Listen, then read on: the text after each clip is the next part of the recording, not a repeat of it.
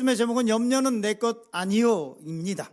이 말씀의 제목을 제가 이렇게 정하고 아주 흐뭇했습니다. 모처럼 제목을 잘 삼았다 이런 생각이 듭니다. 염려는 내 것이 아니다. 이 말씀의 제목을 가지고 오늘 은혜를 나누려고 합니다. 고기능 우울증이라고 하는 것이 있습니다. 잘 아실 수도 있고 잘 모르실 수도 있는데요. 이 고기능 우울증이라고 하는 것은 뭐냐면 일상생활을 유지하지만 정상적인 일상생활을 하고 있습니다. 그런데 우울증이 있어요. 그런데 이 우울증은 그냥 보통 일반적인 우울증하고는 좀 달라요. 그냥 우울증 환자가 있는 사람은 막 시도 때도 없이 감정의 변화가 있고 울었다가 또 웃었다가 아니면 뭐 살고 싶다가 또 죽고 싶다가 막 이런 변화가 있는데, 고기능 우울증이라고 하는 것은 겉에 보면 아주 지극히 정상적이에요. 이 사람이 우울증이 있는지 없는지 알지를 못해요. 잘 웃기도 하고 또 약속을 잘 지키기도 하고 겉으로 보기에는 아무런 문제가 없어요. 그리고 삶에 있어서 작은 성공도 이루었어요. 어떤 면에서 어떤 사람들은 아이고 당신 같으면 내가 같은 삶을 살면 좋겠다 이런 얘기도 들어요. 다른 사람들에게 부러워할 만한 그런 성취도 있습니다. 그런데 자기에게는 이 말 못하는 우울증을 갖고 있어요. 늘 바쁘게 일하고 있고 그리고 또 맡은 일은 완벽주의자처럼 아주 깔끔하게 해내야 직성이 풀립니다. 그런데 기쁨이 없어요. 그 가운데 어떤 일을 해도 시간이 지남에 따라서 뭘 성취를 해도 예전에는 그것을 하고 나면 너무 기쁘고 즐거웠는데, 그런데 열심히 뭔가를 해서 바라고 소망하는 것을 이루었음에도 불구하고 그것에 대한 기쁨이 없어요. 기쁨은 점점 사라지고 과도한 자기 통제를 하기 시작해요. 정서적인 민감성 등이 높아지면서 우울증 증세를 갖고 있는 것, 그것을 고기능 우울증이라고 이야기를 합니다. 미래에 대한 불안감이 있고 건강에 대한 걱정이 있고 남에게는 말하지 못하는 걱정들이 있는데 누구에게 말하고 싶지 않아요. 왜냐하면 그 말하는 순간 내가 지금 갖고 있는 이 평온한 삶이 깨질 것 같고, 그리고 다른 사람들이 나를 바라보는 시선이 달라질 것 같은 두려움을 갖고 있어요. 그래서 속으로 사귀고 있어요. 많은 현대인들이 이 고기능 우울증이라고 하는 것에 시달리고 있어요. 멀쩡해 보이지만 멀쩡하지 않아요. 근본적인 문제는 포장이 잘 되어 있는데 진짜 자기 자신과 마주할 용기가 없어요. 진짜 자기의 모습과 대면하고 그리고 그 안에서 자기의 약함과 아니면 자기의 창피한 것과 아니면 수치스러운 것과 이런 것들을 드러내고 자기의 그 본 모습 앞에 설 자신이 없어요. 트라우마에서 아직 벗어나지 못했고 그리고 수많은 염려와 걱정 속에서 살아가고 있어요. 이런 고기능 우울증을 앓고 있는 수많은 사람들, 어떤 사람은 자기가 이 우울증을 갖고 있는지도 모르면서 살아가고 있는 이 염려와 근심 속에 살아가고 있는 현대 그리스도인들에게 또 우리에게 오늘 빌립보서 4장 6절은 이렇게 말씀을 하고 있습니다. 첫 번째로 염려를 친구 삼지 말라. 말씀의 제목을 따라 주실까요? 염려를 친구 삼지 말라.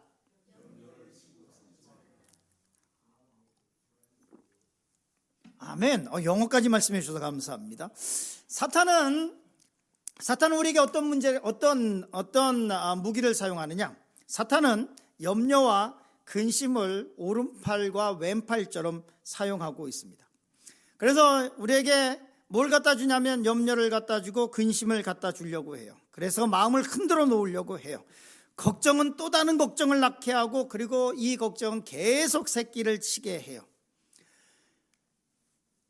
말씀을 준비하면서 파국화 사고라고 하는 게 있어요. 카타스트로파이징이라고 하는 것인데요. 이 카타스트로파이징이라고 하는 이 말은 심리학적인 말인데 뭐냐면 이 말은 사소한 문제나 걱정스러운 상황에서 가능한 최악의 결과를 상상하고 반드시 그것이 일어날 것이라고 믿는 인지 왜곡 현상이에요. 인지 왜곡 현상. 즉 다시 말해서 실제로 그런 것이 아니라 내가 인지를 그렇게 왜곡해서 말하는 그런 현상입니다. 그래서 assuming the worst will happen and understanding your ability to cope이라고 하는 그런 이 영어의 데피니션이 있는데요. 파국화 사고, 아무것도 아닌데 사소한 문제예요. 그런데 이 사소한 것인데 이 사소한 것에 대해서 이 사소한 일로 점점 생각이 확대돼서 결국은 뭐냐면 파국화되는 그 일까지 상상하고 그것이 일어나는 그 끝까지 가는 것. 즉 쉽게 얘기하면 어떤 거냐면 작은 일이에요.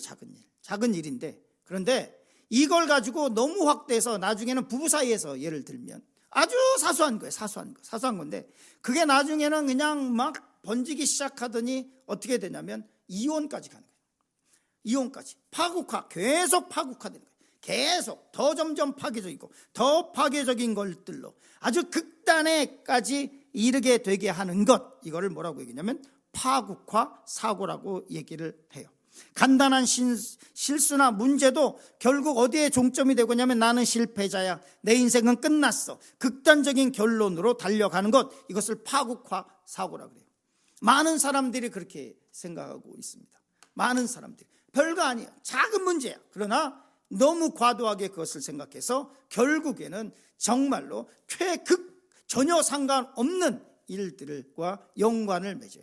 이 말에 파국화 사고, 이게 멀리 있지 않아요. 우리 동요 같은 것에 있습니다. 엉덩이 빨가면 사과, 사과는 맛있어, 맛있으면 바나나, 바나나는 길면 기차, 기차는 빠르면 비행기. 처음에 시작한 것이 뭐냐면 원숭이 엉덩이는 빨개로 시작했는데 나중에는 비행기는 비행기로 가 있어요. 전혀 매치가 안 되는 것까지 가고 있는 현상, 이거를 파국화 사고라고 얘기를 해요. 미국 펜실베니아 대학에 좋은 대학입니다. 누가 졸업을 했는지 모르지만 아주 좋은 미국 펜실베니아 주립대학입니다. 그 대학에 탐 보르코벡이라고 하는 박사팀이 연구를 했습니다. 인간의 걱정에 대해서, 염려에 대해서 걱정을 했습니다. 그랬더니 인간의 염려와 걱정은 실제로 79%는 실제로 일어나지 않아요. 그리고 16%의 고민은 실제로 일어나긴 해요. 우리가 하는 고민이 이게 not happen하진 않아요. 이게 일어나긴 해요. 16% 정도. 그런데 이 16% 정도의 고민은 준비하고 있는 고민하고 있는 일은 이것이 일어난다고 했을 때 미리 준비하고 충분히 대처할 수 있는 것들이에요. 79%는 아예 일어나지 않고 우리가 걱정하는 것 중에 16%는 일어나긴 나는데 충분히 대처할 수 있는 일들이에요. 그리고 오직 한 5% 정도만 피할 수 없는 실제의 문제로 나타납니다. 염려와 근심의 늪에 빠지면 절망이 생기기 시작해요. 절망이라고 하는 것은, 소망을 잃어버리게 하는 것은, 이것은 하나님께서 원하시는 것이 아니에요. 염려와 근심의 늪에 빠져서 절망이 생기면 소망을 잃어버리게 되고, 그리고 믿음을 잃어버리게 돼요. 살아갈 의욕조차 잃게 돼요. 키에르케고르는 뭐라고 얘기했냐면 절망을 사망에 이르는 병이라고 얘기했어요. 사탄은 염려와 걱정과 근심을 오른팔과 왼팔로 사용하면서 우리에게 갖다 주려고 해요. 그런데 오늘 말씀의 제목은 뭐냐면 걱정과 근심의 친구가 돼서는 안 된다. 걱정과 근심의 친구가 돼서 염려를 안고 살고 걱정과 근심과 대화하고 걱정과 근심의 소리를 듣고 염려로 시작해서 염려로 하루를 마무리하면 안 돼요. 항상 듣는 얘기가 걱정, 항상 말하는 것이 걱정과 근심, 그 속에서는 어떤 믿음의 소리도 찾을 수 없어요. 그리고 그 걱정과 근심이 결국은 우리의 몸에 독이 돼서 우리의 몸을 공격해서 병이 생기면 얼마나 속상한 인생을 살게 됩니까? 결국은 그것이 스트레스가 되고 걱정과 근심 속에 살다가 그것이 우리의 독소로 작용해서 우리의 몸을 공격하고, 그래서 그것이 진짜 암이 되고 그것이 병이 된다면 얼마나 속상한 인생이 되겠어요. 그렇게 살라고 예수님께서 우리를 위해서 십자가에 달려 돌아가신 것이 아니에요. 성경은 얘기하고 있습니다. 걱정하고 근심하지 말라고 말씀하고 있고, 오늘 말씀의 제목은 걱정과 근심의 친구가 되지 말라. 걱정과 근심이 속삭이는 그 얘기에 귀를 기울이지 말라라고 말씀을 하고 있어요. 찰스 스펄전은 이렇게 말하고 있습니다. 우리 같이 읽어볼까요? 염려는 내일의 슬픔을 비우지 못하고 다만 오늘의 힘을 소진시킬 뿐이라. 아주 명언이에요. 염려는 내일의 슬픔을 비우지 못하고, 염려는 내일의 슬픔을 해결하지 못해요. 다만 오늘의 힘을 소진시킬 뿐이에요. 그 염려와 근심으로 인해서 오늘의 나의 삶을 파괴할 뿐이에요. 염려한다고 오늘의 슬픔이 사라지지 않아요. 내일의 걱정이 사라지지 않아요. 다만 오늘 살아갈 힘을 뺄 뿐이에요. 오늘 일도 버겁고 힘든데 내일 것까지 가져다가 걱정하는 사람들, 일어나지 않을 일들을 걱정하고 있는 사람들, 그렇게 근심하고 있는 사람들에게 마태복음 6장 34절은 아주 클리어하게 말씀하고 있어요. 아주 명확하게 말씀하고 있어요. 이거보다 더 좋은 말씀은 없는 것 같아요. 우리 같이 읽겠습니다. 그러므로 내일 일을 위하여 염려하지 말라. 내일 일은 내일이 염려할 것이요 한날의 괴로움은 그날로 족하니라. 이 말씀이 얼마나 멋진 말씀인지 이렇게 말씀하고 있습니다. 그러므로 그 말은 뭐냐면 결론이에요. 그 앞에 걱정하고 근심하고 있는 그 말에 대한 말씀을 하고, 그러므로 내일 일을 위하여 뭐라고 말씀하고 있습니까? 뭐 하지 말라고요? 염려하지 말라. 그 다음 말씀이 뭡니까? 내일 일은 누가 걱정하게 해요?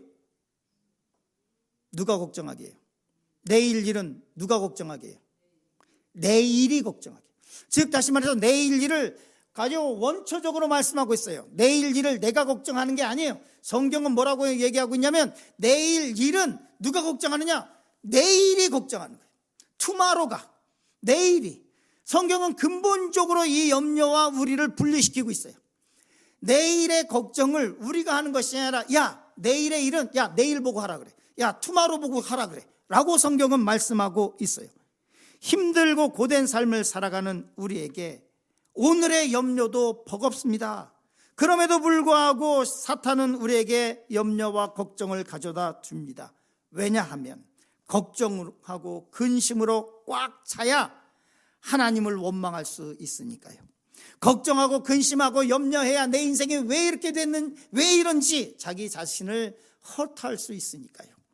자기의 원망하고 근심을 해야 불평과 불만을 쏟아낼 수 있고, 저주의 말이 나오게 할 수 있고, 그리고 인생의 모든 소망과 희망을 지워버릴 수 있기 때문에 그렇습니다. 그런데 오늘 말씀 빌립보서 4장 6절은 이렇게 말씀하고 있습니다. 우리 같이 읽겠습니다. 아무것도 염려하지 말고 라고 말씀을 하고 있어요.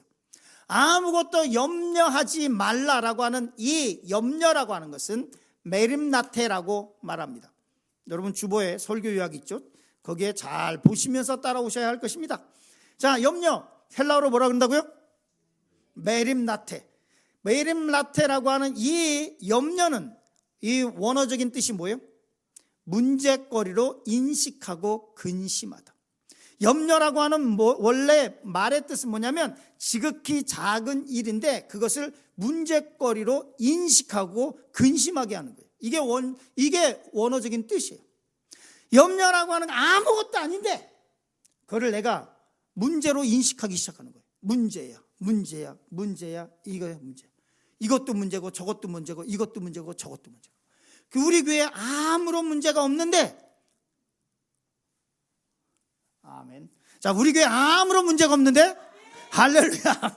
우리 교회 목사님도 좋고, 우리 교회 우리 성도님도 좋고, 우리 교회 아무 문제가 없는데, 그런데 이것에 대해서 염려가 뭐예요? 아무 문제도 아닌데 그거를 어떻게 하기 시작하는 거예요? 문제거리로 인식하기 시작하는 거예요. 그리고 그걸 근심하기 시작하는 것이 이 원어적인 말의 의미예요. 아무것도 염려하지 말고, 이 말의 뜻이 그것이에요. 염려라고 하는 말은 하나님께서 함께 하신다는 것을 잃어버리게 해요. 우리가 하나님의 손 안에 있다는 것을 잃어버리게 해요. 그리고 평범한 것들, 일어나지 않는 것까지도 뭐로 인식하게 해요? 문제로 인식하게 하는 거예요. 요한복음 8장 32절, 진리를 알진 진리가 너희를 자유케 하라고 말씀하고 있는데, 주님 안에서 얻은 자유를 포기하고 계속 고민하고 문제거리로 만들고 인식하게 하는 것, 그것이 성경적인 의미의 염려예요. 우리는 오늘 말씀이 빌립보서라고 하는 것에 집중을 해야 됩니다. 빌립보서, 우리 요즘에 새벽에 어떤 말씀을 보고 있죠? 옥중서신 보고 있죠. 빌립보서 옥중서신 중에 하나예요. 바울이 이 로마 감옥에서 빌립보 성도들에게 보낸 말씀이, 그것이 빌립보서예요. 지금 바울은 어디에 있습니까? 감옥에 있어요. 그런데 바울은 그 빌립보 성도들에게 뭐라고 말을 하고 있냐면, 아무것도 염려하지 말라고 말하고 있어요. 감옥에 갇힌 사람만큼 걱정과 근심이 많은 사람이 있겠습니까? 이제 내 인생 끝난 거 아니야? 밖에 나가면 내가 뭘 해먹고 살지? 다른 사람들은 나를 어떻게 생각할까? 일가 친척들은, 친구들은, 나를 아는 모든 사람들은, 그 사람들은 나를 어떻게 얘기할까? 그 사람들의 시선과 손가락질, 수군거림을 어떻게 견딜까? 전과자인 나를 누가 써주겠나? 어떻게 먹고 살겠나? 어떻게 우리 애들을 볼 수 있겠나? 이 수많은 얘기들을, 생각들을 갖고 있는 것이 감옥에 있는 사람들의 기본적인 것이죠. 바울의 케이스를 보면, 바울은 좀도둑으로 감옥에 간 것은 아닙니다. 바울의 케이스를 보면, 바울은 복음을 증거하다가 로마 황제의 재판을 기다리면서 2년 동안 갇혀 있으면서 이 옥중서신을 썼습니다. 재판이 언제 시작될지 모릅니다. 그리고 그 재판의 결과가 어떻게 될지 당연히 모르죠. 그러나 그 재판 결과에 따라서 삶이 왔다 갔다 하는 거예요. 삶이 왔다 갔다 해요. 평생 감옥에 있으라 그러면 평생 감옥에 있는 것이고, 황제가 갑자기 죽여라 그러면 죽는 것이고, 그 판결에 따라서 자기의 인생이 달라지는 거예요. 그럼에도 불구하고 바울은 뭐라고 말하고 있냐면, 아무것도 염려하지 말라고 말씀하고 있어요. 그리고 계속해서 뒤에도 말씀을 보겠지만 오히려 감사함으로 하나님께 아뢰라고 말씀하고 있어요. 어떻게 바울은 감옥에서도 자신뿐만 아니라 빌립보 성도들에게 아무것도 염려하지 말라고 할 수 있을까요? 그에게 무엇이 있었기에 내일을 장담할 수 없는 감옥에 있으면서 염려하지 말라고, 또 본인 자신이 염려하지 않을 수 있었을까요? 바울에게는 예수 그리스도가 있었어요. 바울에게는 예수 그리스도가 있었어요. 요한복음 14장 1절 말씀 같이 읽습니다. 너희는 마음에 근심하지 말라. 하나님을 믿으니 또 나를 믿으라. 아멘 하시죠? 하나님을 믿으니 또 나를 믿으라. 이 말씀이 누구의 말씀이에요? 예수 그리스도의 말씀이에요. 너희는 마음에 근심하지 말라. 하나님을 믿으니 또 나를 믿으라. 여러분 걱정하고 근심하고 있습니까? 저는 묻고 싶습니다. 여러분 하나님을 믿으십니까? 하나님을 믿고 예수 그리스도를 믿고 있습니까? 예수님께서 이렇게 말씀하고 있습니다. 너희는 마음에 근심하지 말라. 하나님을 믿으니 또 나를 믿으라. 하나님을 믿는다면, 예수 그리스도가 우리의 삶 가운데 있다면 우리는 근심하지 않을 수 있습니다. 사랑하는 성도 여러분, 주님의 목소리가 들리십니까? 너희는 근심하지 말라. 하나님을 믿으니 또 나를 믿으라고 말씀하시는 주님의 목소리가 들리십니까? 이 말씀에 아멘 하시길 간절히 축원합니다. 예수 그리스도가 여러분의 삶 가운데 있습니까? 마음에 근심하지 말고 하나님을 믿으니 또 나를 믿으라 라고 말씀하시는 예수님의 말씀에 귀를 기울이시기를 간절히 축원합니다. 두 번째, 염려를 이길 힘에 대해서 말씀을 나누려고 합니다. 우리 말씀의 제목을 따라 주실까요? 염려를 이길 힘. 우리는 무엇으로 염려를 이길 수 있을까요? 빌립보서 4장 6절 말씀 계속해서 보겠습니다. 같이 읽습니다. 아무것도 염려하지 말고 다만 모든 일에 기도와 간구로 라고 말씀을 하고 있습니다. 걱정과 근심이 생길 때 아무것도 염려하지 말고 뭐 하라고 말씀하고 있죠? 기도와 간구로 하나님께 아뢰라 말씀을 하고 있습니다. 이 말씀을 보면 이렇게 말씀하고 있습니다. 우리가 염려가 생길 때 이 염려를 바로 뭐하고 연결시켜야 되죠? 기도와 간구에 연결시켜야 돼요.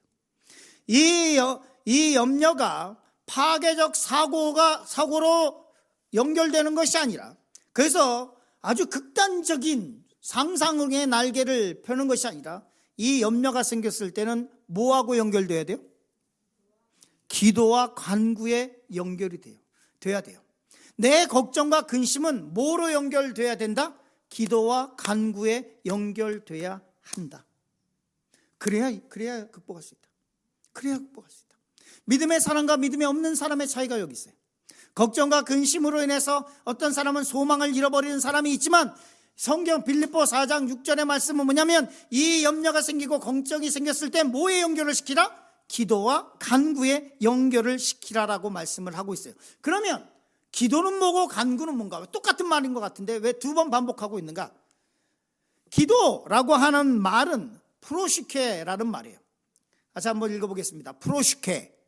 프로시케라고 하는 말은 하나님께 찬양하고 예배하는 일반적인 기도예요. 우리가 잘하는 그냥 일반적인 거, 하나님 앞에 기도하고, 프로시케 기도, 우리가 찬양하며 찬양으로 하나님께 올려드리고 하나님을 높여드리며 사시고 영화로우신 하나님이시여, 그리고 기도하는 그 기도, 일반적인 우리의 기도, 그 기도에 이웃을 위해서 기도하는 것, 그리고 나라 민족을 위해서 기도하는 것, 교회를 위해서 기도하는 그런 기도, 우리가 하는 통상적인 기도, 그걸 뭐라고 말씀하고 있냐면 프로시케라고 얘기를 하고 있어요. 그런데 거기에 반해서 이 간구라고 하는 말은 뭐냐면 데세이예요. 뭐라고요? 데에세이, 간구예요. 이 간구는 특별한 요구의 기도를 말해요. 그러니까 기도와 간구라고 하는 것은 기도는 일반적인 기도라고 우리가 이해할 수 있고, 그 뒤에 나오는 간구라고 하는 말은 특별한 요구의 기도를 말해요. 문제가 잔뜩 쌓여 있고, 암에 걸렸고, 사업장은 무너지고 있고, 아이들은 겉돌고 있고, 또 어떤 경우에는 중독에 빠졌고, 나쁜 친구들과 행잉어라운드 하고 있고, 죽고 사는 문제가 걸려 있는데 세계 평화를 위해서 기도할 수 있습니까? 그러고 있는데 내가 지금 길바닥에 나앉게 생겼고, 사업장은 쫄딱 망했고, 지금 집에서는 쫓겨나가게 생겼고, 지금 내 이 부채 때문에 이 부채를 감당할 수 없어서 파산, 뱅크럽시를 해야 되는지 마는지 그 걱정을 하고 그 고민 속에 있는데 세계 평화를 위해서 기도할 수 있습니까? 없어요. 이때 하는 기도가 간구예요. 이때 하는 기도가 간구. 기도의 제목을 놓고, 그리고 금식하고 밤낮으로 기도하고, 그리고 하나님께 살려달라고 간절히 구하는 것, 그것을 간구라고 말씀하고 있어요. 그것이 데에세이라고 말씀하고 있어요. 기도하고 몇 번 끝나는 기도를 가지고는 이런 문제를 해결할 수 없어요. 인생의 힘든 이 절체절명의 위기를 해결할 수 없어요. 한두 번 하고 하는 기도 가지고는 절대로 문제를 해결할 수 없어요. 세계 평화를 위해서 기도하는 그 기도의 힘과 그 열정 가지고는 내 문제를 해결할 수 없어요. 불의한 재판관을 밤낮으로 찾아갔던 여인처럼 간절한 마음으로 간구하며 금식하며 그냥 술렁술렁하게 하는 그런 기도가 아니라, 대충 하는 기도가 아니라 창자가 끊어질 듯 간구할 때 하나님의 기적이 시작될 것입니다. 아멘.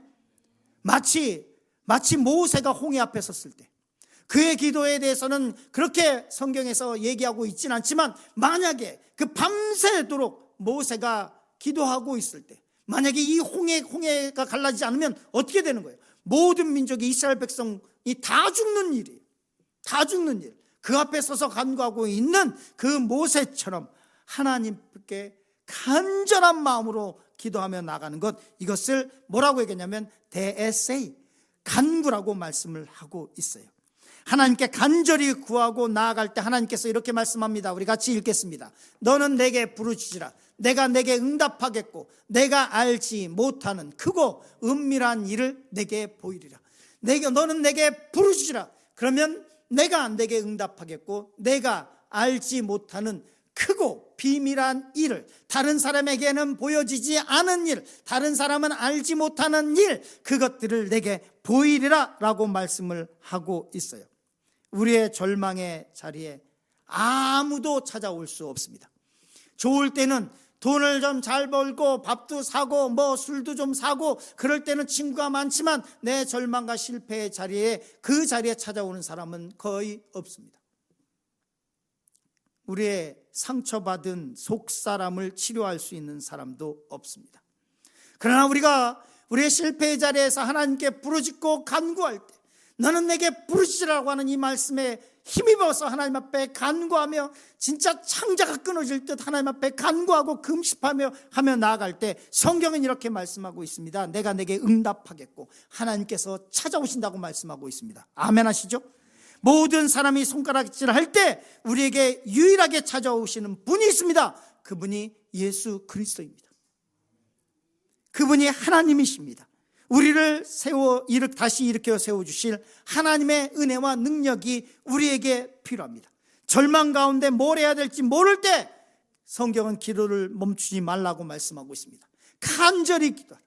내게 부르짖으라고 성경은 말씀하고 있습니다. 하나님께서 도와주실 것입니다. 문제가 해결되고 묶인 것이 풀릴 것입니다. 암세포가 떠나가고 새서포가 자라게 될 것입니다.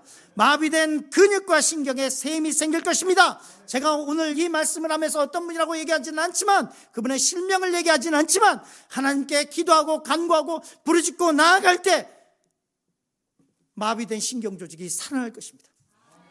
힘을 잃어버린 근육이 다시금 근육의 힘을 얻고 다시 일어나게 될 것입니다. 암세포로 인해서 고생하고 있는 분에게 하나님의 치료의 역사가 일어날 것입니다. 무너진 삶에 다시금 새 출발할 수 있는 반석위에서는 기쁨을 누리게 될 것입니다. 세 번째로 기도와 간구 위에 감사. 우리 말씀의 제목을 따라 해주실까요? 기도와 간구 위에 감사. 오늘 말씀은 기도와 간구 위에 더해야 할 것에 대해서 말씀을 하고 있습니다. 빌립보서 4장 6절 말씀 우리 같이 읽겠습니다. 아무것도 염려하지 말고 다만 모든 일에 기도와 간구로 너희 구할 것을 감사함으로 하나님께 아뢰라. 뭐라고 말씀하고 있습니까? 염려는 뭐하고 연결되어 있어야 된다고요? 염려는 뭐에 연결되어야 돼요? 우리의 염려와 걱정은 뭐에 연결되어야 돼요? 기도와 간구에 연결되어야 돼요. 우리의 염려와 걱정으로 끝나서는 안 돼요. 하나님께서 우리에게 염려와 걱정을 주셨다면 이 걱정이 우리 가운데 하나님께서 주셨든지 아니면 사탄에 의해서 주어졌든지 걱정과 근심이 우리 가운데 들어왔다면, 우리의 마음속에 들어왔다면 이 염려는 반드시 뭐와 연결되어야 되냐면 기도와 간구로 연결이 되어야 돼요. 그래, 옳다구나, 하나님께서 나에게 기도하라고 이렇게 하나님께서 기도의 제목을 주셨구나 라고 우리의 염려는 반드시 기도와 간구로 연결되어야 돼요. 그리고 뭐 해야 돼요? 그 다음에 감사함으로 하나님께 하라. 기도와 간구 위에 뭘 거기에 더해야 돼요? 감사해야 돼요. 감사를 그거 가운데 더해야 돼요. 기도하면서 생각해 보십시오. 기도하면서 입에 불평과 불만이 가득하면 그 기도가 응답되겠습니까? 한다고 하면서 마음속에 일어나는 분노를 조절하지 못하고 화를 조절하지 못하고 내 인생이 왜 그러냐고 그렇게 쏟아내고 있는데 그 기도가 이루어지겠습니까? 기도하면서 내 마음속에 평안이 없고 기쁨이 없고 내 마음속에 감사가 하나도 없는데 그 기도가 이루어지겠습니까? 빌립보서 4장 6절은 아무것도 염려하지 말고 모든 일에 기도와 간구를 하고 그리고 너희 구할 것을 어떻게 하라고요? 감사함으로 하나님께 아뢰라고 말씀하고 있습니다. 어떻게 감사할 수 있을까요? 어떻게 문제가 이렇게 아직까지도 엄청나게 있는데 해결되지 않는 문제가, 산적한 문제가 이따만하게 있는데 어떻게 감사할 수가 있을까요? 눈에 보이는 것도 없고 손에 잡히는 것도 없고 귀에 들리는 것도 없고 기도해도 응답이 없는데 그런데 어떻게 감사할 수 있을까요?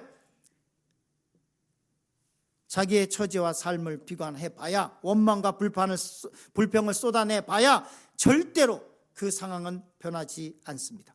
상황이 변하는 것이 없는데 어떻게 감사할 수 있을까요? 어떻게 감사의 기도를 할 수 있을까요? 일반적인 상식으로는 이해가 되지 않습니다. 그러나 우리가 이 말씀을 믿는다면 우리는 걱정과 근심과 문제 가운데 감사로 하나님께 나아갈 수 있어요. 우리 같이 말씀을 나누도록 하겠습니다. 말씀은 마가복음 11장 24절 말씀인데요. 마가복음 11장 24절 말씀 안 들어있는 것 같은데 찾아주시면 감사하겠습니다. 제가 할게요. 마가복음 11장 24절 말씀 이렇게 말씀하고 있습니다. 그러므로 내가 너희에게 말하노니 무엇이든지 기도하고 구하는 것은 받은 줄로 믿으라. 그리하면 너희에게 그대로 되리라. 마가복음 11장 24절 말씀. 그러므로 내가 너희에게 말하노니 무엇이든지 기도하고 구하는 것은 받은 줄로 믿으라. 그리하면 너희에게 그대로 되리라. 이 말씀을 믿는다면, 이 말씀을 아멘으로 고백할 수 있다면, 이 말씀을 받을 만한 믿음이 있다면 하나님께 감사할 수 있습니다. 왜냐하면 이렇게 말씀하고 있기 때문에 그렇습니다. 내가 너에게 이르노니 무엇이든지 기도하고 구한 것은 받은 줄로 믿으라. 내가 기도하고 간구하고 있는데 내가 그것이 이루어진 줄로 믿는다면 하나님 앞에 감사함으로 나갈 수 있지 않겠습니까? 믿음은 상황과 처지를 바라보지 않습니다. 믿음은 지금 벌어지고 있는 현상을 보지 않습니다. 믿음은 하나님께서 하실 놀라운 일을 바라보는 것입니다. 아멘 하시죠? 믿음은 바라는 것들의 실상이요 보지 못하는 것들의 증거라고 성경은 말씀하고 있습니다. 구하고 간구한 것을 하나님께서 이루어 주실 것입니다. 아직도 마음에 불신앙이 요동치고 있어도 믿음의 주여 온전케 하시는 예수를 바라보고 기도와 간구로 너희 구할 것을 감사함으로 하나님께 아뢰며 나가시길 간절히 축원합니다.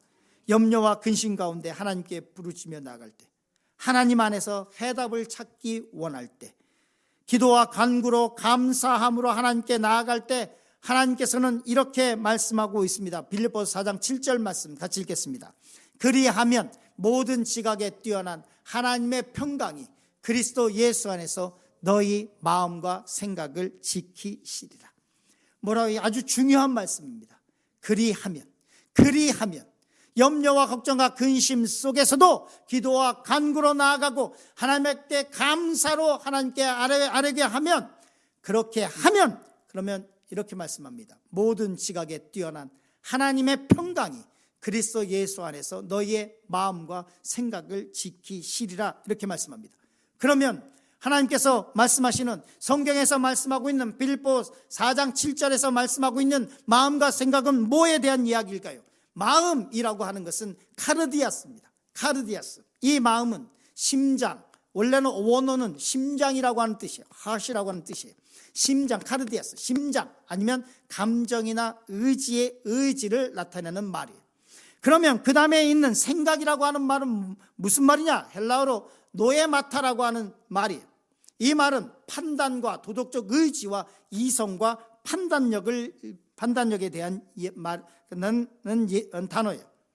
하나님께 감사함으로 기도와 간구를 멈추지 않고 모든 지각에 뛰어난 하나님께 감사함으로 나가면 우리의 마음과 생각을 흔들고 있고 내가 뭘 해야 될지 어디로 가야 할지 모르는 상황 속에 찾아오셔서 요동치고 있는 내 마음과 생각을 어떻게 한다고 말씀하고 있습니까? 너의 마음과 생각을 지키시리라 라고 말씀을 하고 있어요. 이 말씀은 지키시겠다고 하시는 말씀은 다른 의미로 다스리시겠다고 하시는 말씀이에요.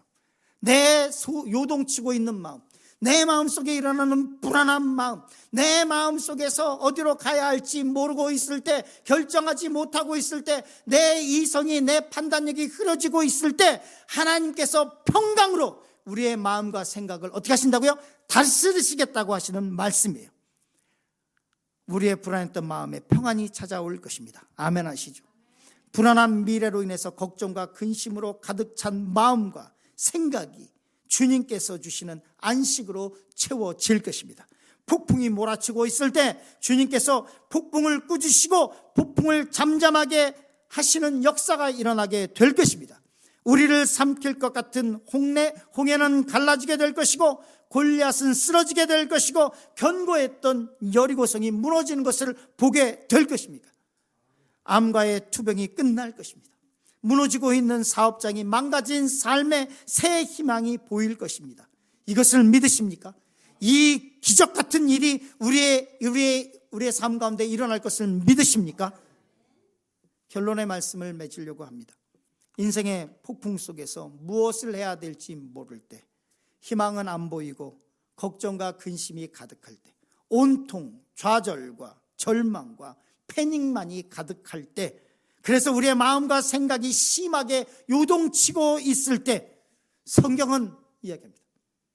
예수 그리스도를 부르라.